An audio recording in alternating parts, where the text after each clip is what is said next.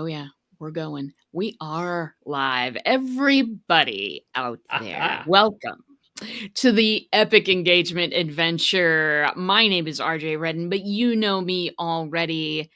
I'm going to ask you to hold on to your goggles because today we have Stuart Webb with us. Now, I could try to explain to you what he does, but he is so multi-talented that it would be hard for me to contain the introduction within a half an hour. So I'm going to hand it over to you, Stuart. Tell us, who are you, what you do, where you're from, everything. Start from the beginning. Okay, hello RJ, hello everybody. Yeah, Stuart Webb. So yeah, where to start? I work as a mentor to a number of different interesting businesses, either sort of helping the business owner directly by being sort of engaged in part of his team or their team, or working with their advisors. But I've got a slightly different background to most people. I mean, most people who do this job, they're an accountant or they're a lawyer, and they came to this. But that wasn't me. I was a scientist. I spent the first 10 years or so of my life working with persistent viruses, human viruses. I know I used to tell people this story, and they'd go, "Do you mean computer viruses?" Because and I'd go, "No, human viruses, real ones that actually sort of make people sick." So I spent a lot of time doing that. But all the time I was doing that, I was always interested in, so how is this going to get applied to something? What's this going to do? How is this going to make things better for people? So I was interested in it, but I was attached to a hospital, and despite the fact that I was doing this research and getting all of those degrees, I was really sort of interested in sort of how can we make things better for the patients in the hospital. So I got involved in working with some of the sort of the processes and things to help things move quickly and get results out to the hospital. And then I kind of came to a realization one day, do you know something? This is what I want to do. I want to spend my life doing things like that. So I left, joined a small company, worked there for a while, then started a business. We grew that, and we sold it to a company that was a finance, wanted to use it in the finance field. I then joined another small company with a couple of people I'd met along the way. We grew that up to a company of about 600 people.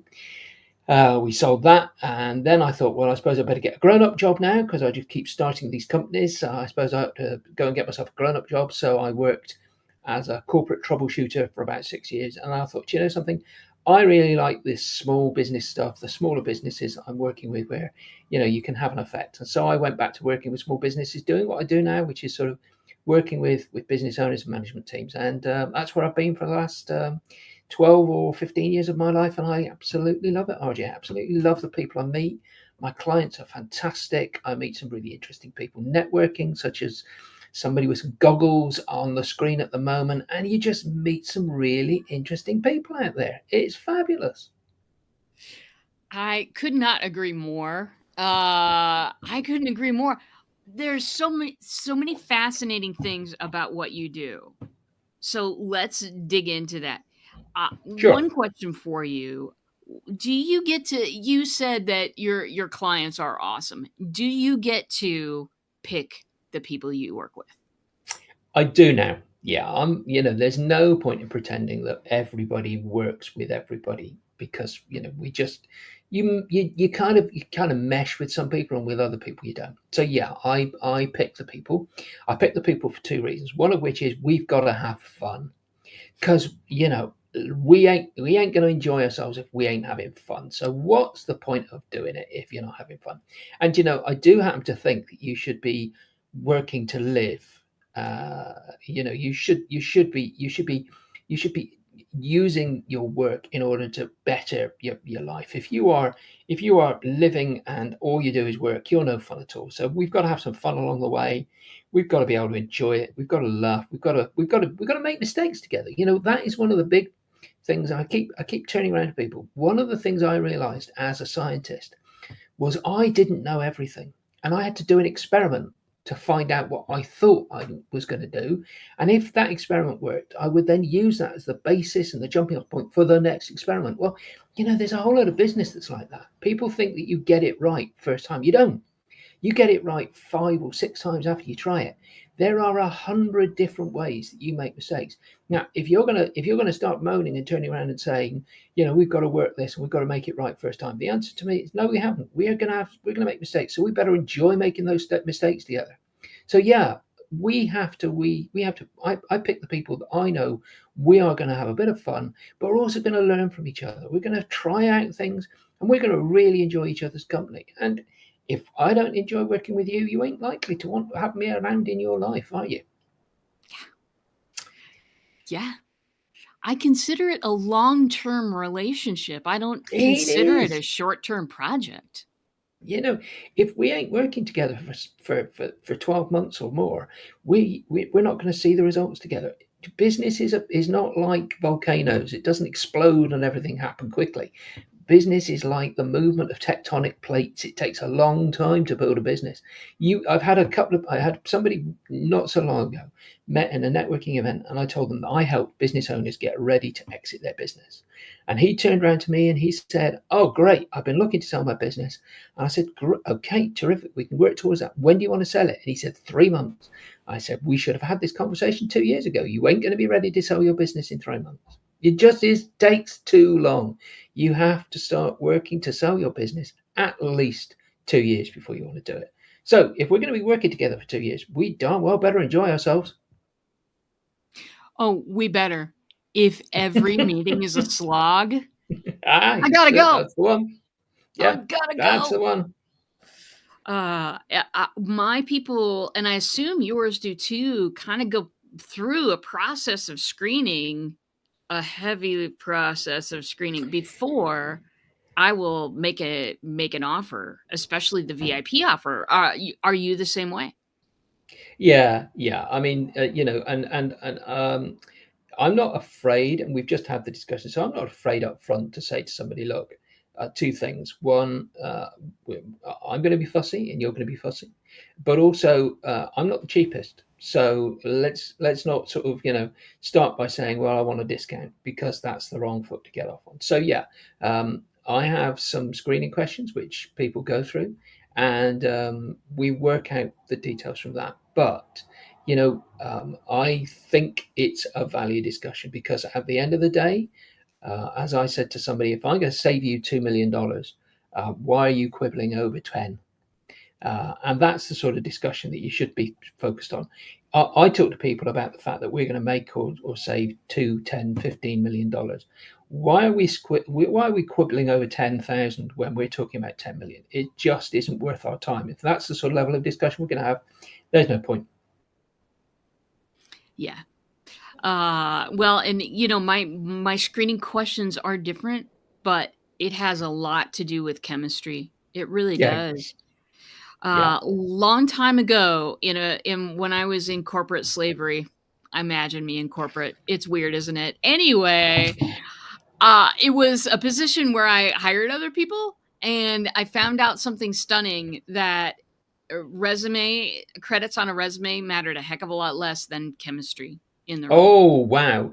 Do you know something? I always used, and I've said this I've said this to one of I was talking to you about one of the business owners that I was working with. That we're currently in the process of growing a business, and it's currently in Greece, in the UK. We've got it into Ghana, Liberia, Nigeria. We're just beginning to enter into the market in Cyprus. So we're going all over the place, and the one thing I said to Status when we sat down, he was talking about have to grow the team. I went, I do not want to pick the people that have got the skills that we want for today. I want to pick the people for the skills that we will need in the future. And the only way that we can do that is to have the people who we think have got the right attitude. I can always train them with skills. I can always give them new skills. But if they don't have the attitude, if they're not the people that we say, they're us people, then don't bother. And you've got to have us people around you. That's one of the obstacles. I talk to people who are growing their business all the time. They are people that are constantly saying, I can't find the person with the right skills. And I go, forget skill. You need the A team. You need the attitude team around you. You want a team with the right attitude. Do not keep talking to me about the fact that they don't know how to do coding in Ruby on Rails or whatever the latest is, React. I turn around and say, I want somebody who's got the right attitude, who will put themselves out for the customer, who will spend their days making sure the customer is the king. I can always give them the skills to go away and learn a new coding language, or I can always give them the new telephone system, but I cannot give them the fact that they sit at a desk every day and go, I am going to make this day the very best for my customer. If you don't have the A team around you, and that's the attitude team, you are going to fail. And that's one of the first steps to overcome if you're scaling your business. Yes. I just I had to give you the dojo yes there because it is just it makes you unstoppable. Circumstances matter Yeah. less than attitude. Oh yeah, Simply. absolutely. And this is where it's one of the great things that people will turn around to me and say, I can't grow my business because I can't find the right people. And I go, talk to me about the people you want. And they'll start talking about they've got to have done this job and they've got to, and I went, no, tell me about the person. No, they don't. The person. What's the person got to be like? What is the way they've got to think? Who do you want them to be? Who do you want to care most about when they get up in the morning? They don't actually talk about those things. They talk about the fact that this person has a particular skill. It's just bonkers, RJ. It's bonkers. It's bonkers. And the same when choosing clients to work with. I mean, I do a lot of marketing. People, talk about demographics.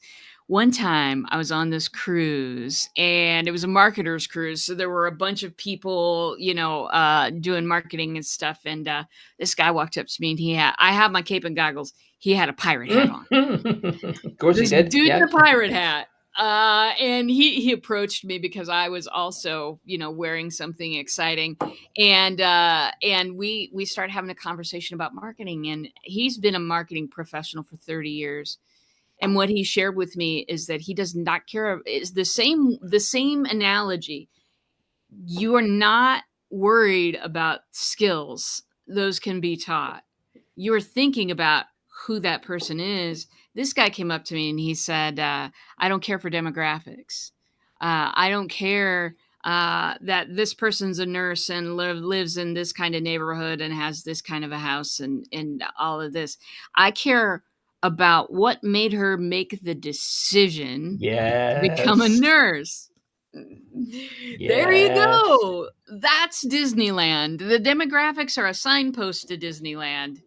Disneyland is getting in here. Who is that person? Why did they make the choices that they make? Yeah. And That's brilliant.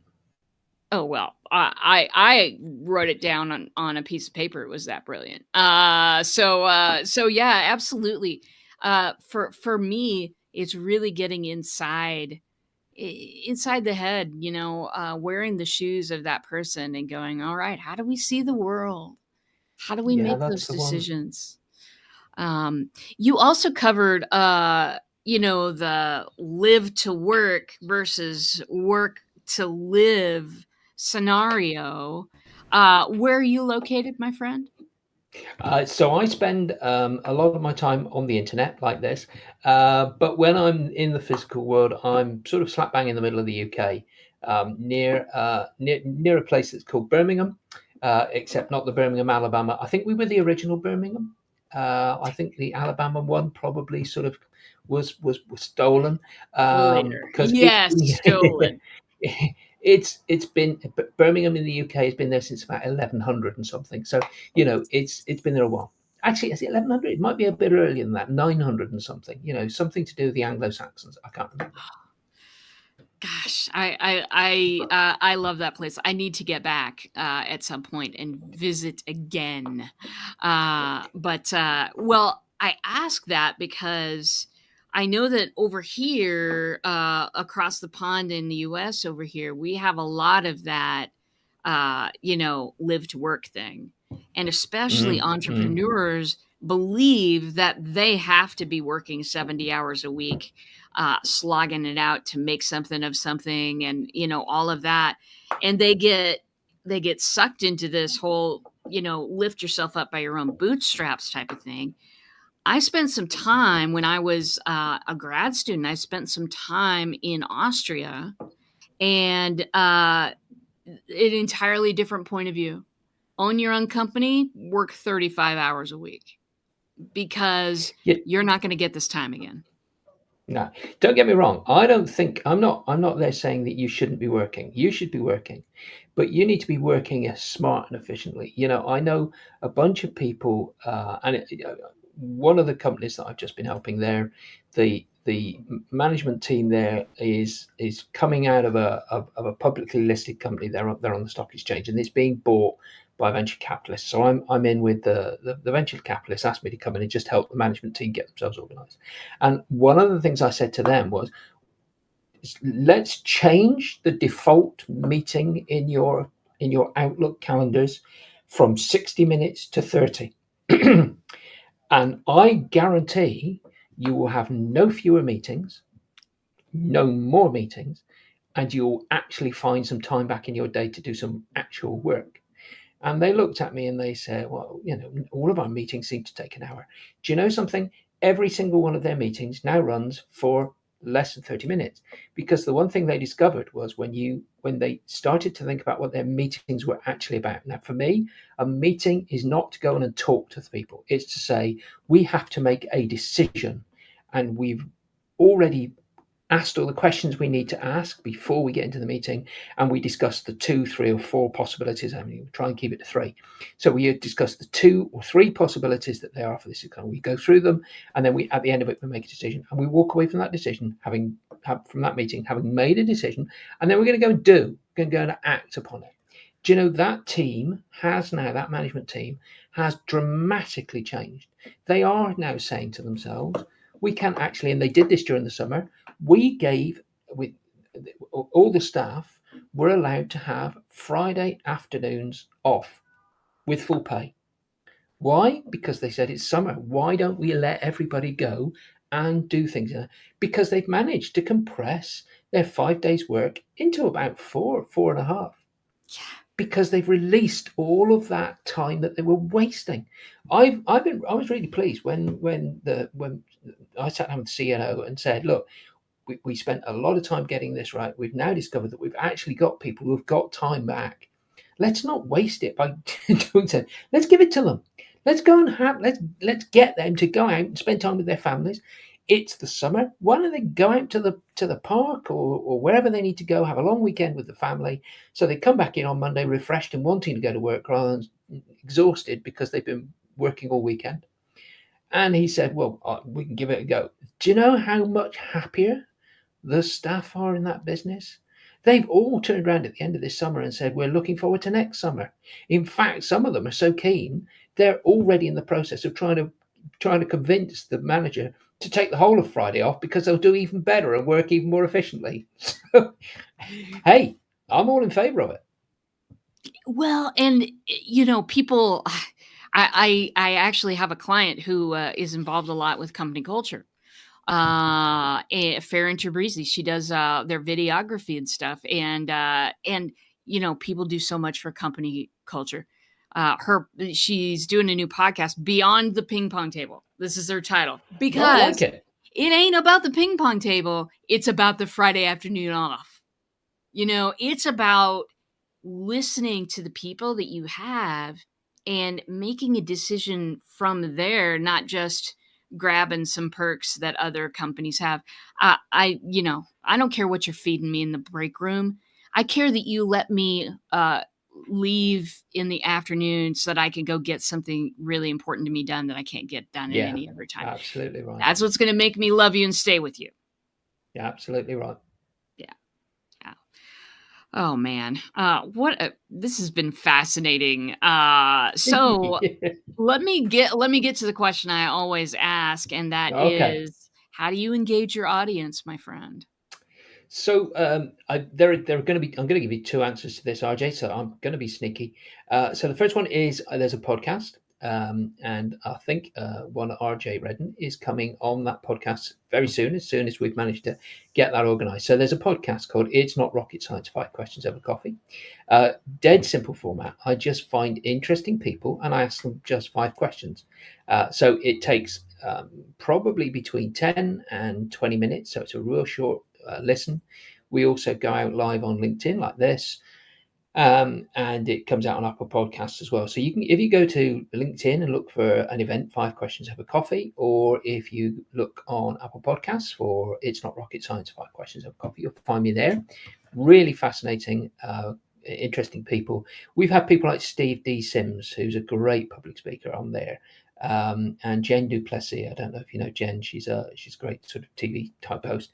We've had some really interesting people come onto the podcast. So go check that out. Second way that I engage people, I have got a free giveaway. 5 steps to grow your business. So why don't you go to scientificvaluebuildingmachine.com, and you'll find a description there and a download on the 5 steps that you need to take in order to massively scale your business. And I've been talking to you about some of these businesses I was talking about. I'm working with a guy, the scientist turned entrepreneur, who's currently in the process of building his education software. We're applying those 5 steps. So he's gone from 30 clients to 66. He's on track in 2 years to have turned over $20 million. So he's gone from one man in his back bedroom. He's going to be turning over significant amounts of money in 2 years' time. That is beautiful. You let me make sure that I know the link here, because I typed it in. Scientific value business. Value build is scientific value building. Scientific value building machine. You had me going there for a moment. When you said scientific value business machine, I thought, no, there's something wrong there, but I can't think out what it is. Scientific value building machine.com. Okay, the real link is going in there, everybody. That's the one. It's in there now. Yeah. Well, that is fascinating. So you said to go there, and there's kind of a little. There's a download which is just literally describes the 5 steps you need to put in, and those 5 steps are the 5 steps. You have to start with a vision, but I've talked to you about sort of that vision. It can't be one of those sort of platitudes. It has to be something which is going to the Simon Sinek start with why are you doing what you do. Then I talk you through sort of things like you need systems and processes so that you can scale. You cannot scale if the entire business is run on bits of paper. It just does not scale. You cannot scale a business.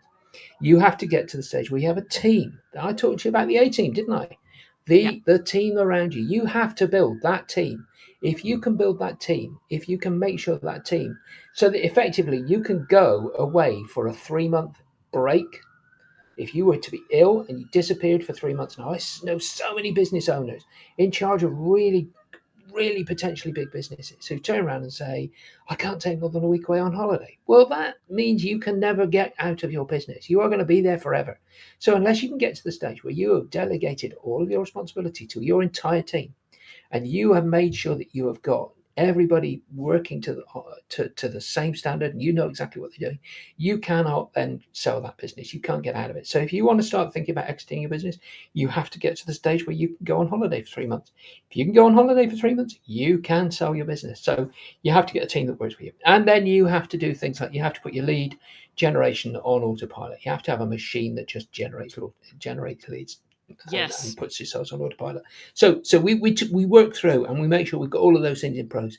We make sure that you've got a profit machine that generates and understands profit. Once you've got those 5 steps, your business will rocket. It will just rocket propel you. And I've just managed to knock my PC. Yeah. Well, that's exciting. So that's the download. I'm going for the download. I just need you to know, because I need to know what is in that brain of yours. And so, everybody out there, go take advantage of that, because hey, there are a ton of people out there who will charge you $2,000, $5,000, $10,000 a pop.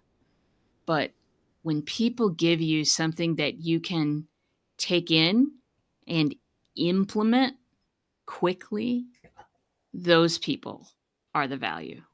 Those people are the Yeah, value. and I'm with you this Richard. You know, there are a lot of people out there that will turn around and give you the pointers and then charge you a lot of money. Personally, I would prefer to see somebody who's really struggling get what they need to do and get it, and I give it to them, and then they just be grateful and pay it forward because somebody somewhere will benefit from it.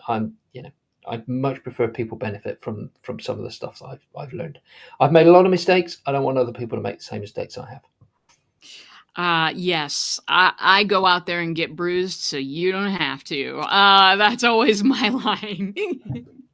But I do think that, and looking at the amount of businesses that you've grown and sold over the years, there is something that says, okay, you can get into business and make a profit and make a living and do all of that kind of thing. Or you can get into business which to get rich, which wow, that's a tough plan nowadays. Or you can get into business to build a legacy, to pay it forward because someone will benefit. When your when your bottom line is legacy, you get paid every day, you Do you know know? something? That's really good. That's really good advice, RJ. I love what you just said then because you're absolutely right. There are a lot of business people go into business to make money. If you go into business to make money, you will not make money. If you go into business to solve somebody's problems because you care more about solving their problem than you do about making a profit, you'll make a massive money. I said this to one person who came to me as a student and he said, "I want to tell me how I can become a business owner. What do I need to do to build a big business?" And I said, "Have a good idea." And he said, "Oh, I thought you were going to tell me the secret to how I go and find money to raise money." I went, "No, I'm going to tell you. You need to find a problem you want to solve that you're so passionate about solving that you cannot go to sleep tonight." Once you've found that, once you're that passionate, you'll make a ton of money. It's not about finding an angle or finding a source of money that you can use to grow a business. It's about being so passionate about a problem that you can't sleep until you've solved it. And that was my first business was, you know, I really, really wanted to find a way of solving one particular business problem. It ended up solving a number of different business problems, but I hadn't solved that one. I'd only focused on the one. The second business I really got into, I was really, really interested in helping business people to make use of this thing that I was calling at the time e-commerce. And I said, "This is a brilliant. It's just the best thing since sliced bread." And people would turn around and say, "Why are you so passionate about it?" I went, "Because this is really interesting. It's going to make people. It's going to help people." I said at the time, who haven't got access to normal traditional shops, they can find it in their computer. They can find what they want. And people kept looking at me and saying, "He is just insane about this stuff. I don't know what's wrong with him." But it was just something I was really passionate about. Have a passion. Use your passion. Oh my gosh. I'm sorry, I did say to you, I did tell you, you will have difficulty shutting me up, didn't I? I Oh, did yeah. warn you of this. I You did warned say, me are before you we got sure? on. I did say, you're sure you will not be able to shut me up. So I will try and shut up in a couple of hours. Just give me a little bit of landing space. Exactly, exactly. Well, and, I tell you that last point about being a compassionate and passionate problem solver, that, I I didn't know what I was an entrepreneur when I was a kid, but what I did know was this, and this is the secret that my mother used a lot of times to get me out of her hair, and it was this. She would hand me a ball of string, and she would go, I need you to de-knot this." and make it one string quiet for hours, Mm. because I will find it. I will Ooh, find yeah, this answer. And I mean, I've always been this way. Like, people approach me and they say, this problem is impossible to solve. Watch me. yeah. And it may take a while, and I may need to study from a lot of different angles, but watch me. And I do think that that's something that unites a lot of entrepreneurs. Pretty Uh, much every one of them. You know, the ones that are really interested in growing their business are the ones that have said, "There's a problem out there that I want to solve." Now, you know, I don't want to rain on other people's parades, but there are a lot of people out there at the moment who are talking about, you know, bitcoins and AI things, and you look at them and go, "Look, I would prefer you were trying to solve a problem." Now, there are some AI tools and there are some great AI things that people are doing, but you know, if you can help solve a problem using AI, brilliant. But don't just turn around and say, I can apply everything to AI to everything. You can't. You know, AI is another great tool, which, if you use it properly, will make loads and loads of things better. But don't just turn around and say you can make everything better with AI. You can't. You have to really be passionate about solving a problem. Your lump is back, RJ. Yeah, oh, yeah, the lump. I've got a hoodie on, everybody, and it is causing me to look like a humpbacked whale over here. So I was trying to surreptitiously fix that.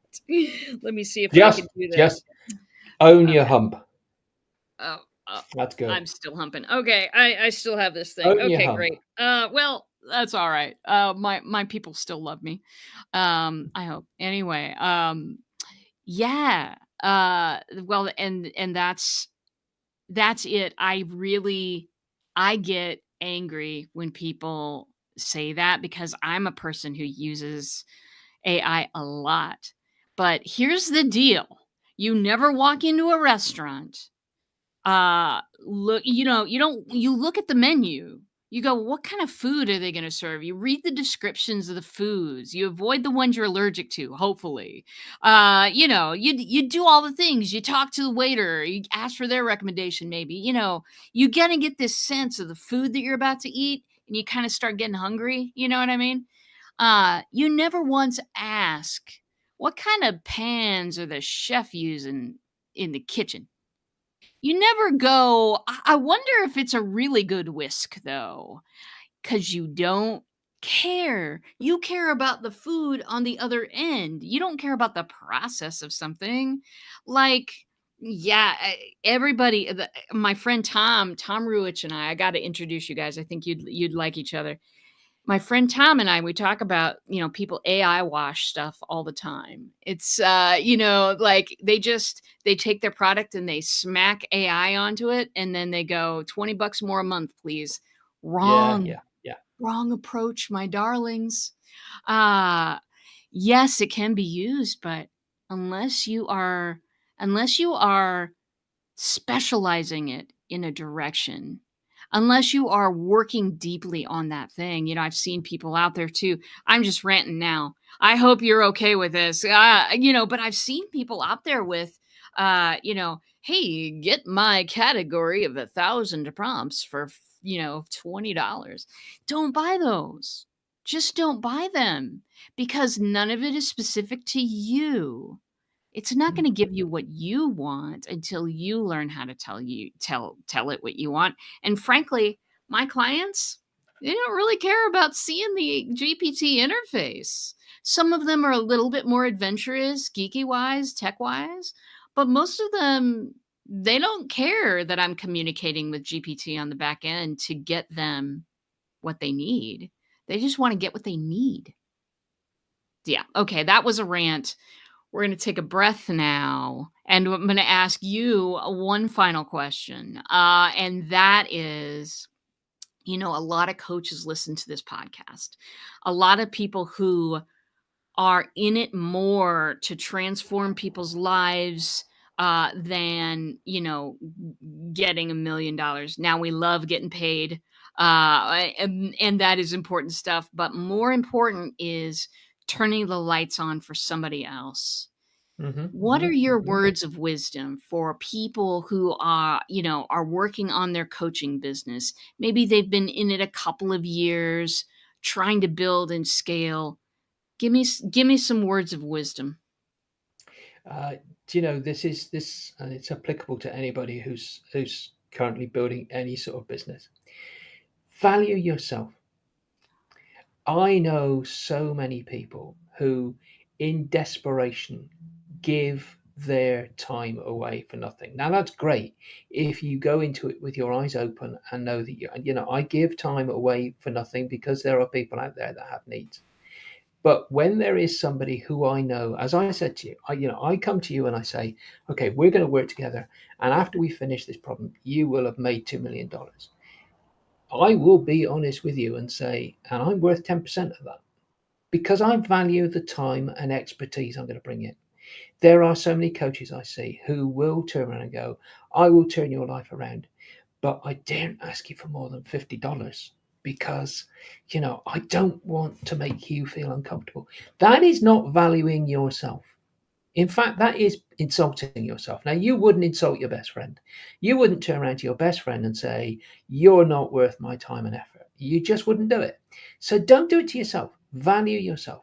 If you bring a value to somebody, if you make somebody's life better, then just be honest with them and say, I need you to value me in the same way that I value you.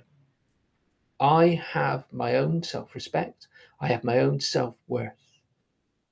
So let's honor it. And let's not try and fool ourselves that for some unknown reason we don't want to charge people money. We have a value. Put that value on yourself and allow yourself to be paid what you are truly worth. That's amazing. Do you mind if I steal that and make that rule of epic engagement number 2? I I will would credit be you. honored. I I would will be credit honored you. if you do that. Uh, I would be I, honored. thank you. I'm gonna write more deeply about this later on, but that value yourself, that just so many of my people who are just starting out don't value themselves nearly enough. RJ, you're absolutely right, and it is something which so many people are afraid to have that conversation, are afraid to ask that question of their clients. And it is insulting to you. It's insulting to them. You have a value, so let's just honor it. Let's be honoring of our own self worth. And I had to say this to somebody who recently said, we can't possibly ask that much. And I said, look, you are in the process of saving this person $20 million. How dare you not turn around and say, I'm worth a part of that? Well, there it is, my friends. If you do truly value yourself, then you truly value your time. And if you value your time, you love a good shortcut to wisdom, which is, again, it is available at, and I can't read that. Can you say the link again? Yeah, scientificvaluebuildingmachine.com. That let's break it scientificvaluebuildingmachine.com. down. Break it down. It's a scientific way of building the value in your company through through installing a machine which basically does exactly that. It's that five-step machine. Yes. Scientific value building machine. That's beautiful. So go get some value, my friends. And if you don't value yourself, if you don't value yourself yet, keep hanging around and go to that same link. Act like you value your time that much. Go and grab that PDF and get some wisdom because if you won't take it from me, you should take it from a man who's built and sold what 5 businesses? Yeah, to date. 5 businesses to date, my friends. Well, that was the epic engagement adventure for this week. That was truly epic. And I just want to thank you for being here, Stuart, with us. Oh, I that's know no problem, RJ. we're gonna continue this conversation with Stuart because that is some time well spent. I know, and I hope you consider this time well spent as well. Join us next week, same bot time, same bot channel. And join us in a couple weeks for Power Networking. That is a networking event, especially for coaches, consultants, trainers, people who teach things for a living. We're going to have some great stuff on networking for you. We're going to have some cool stuff on AI too, if I can work it in there. And it's going to be a great time. So please do join us. And until then, value yourself, take care of each other, and we'll see you later.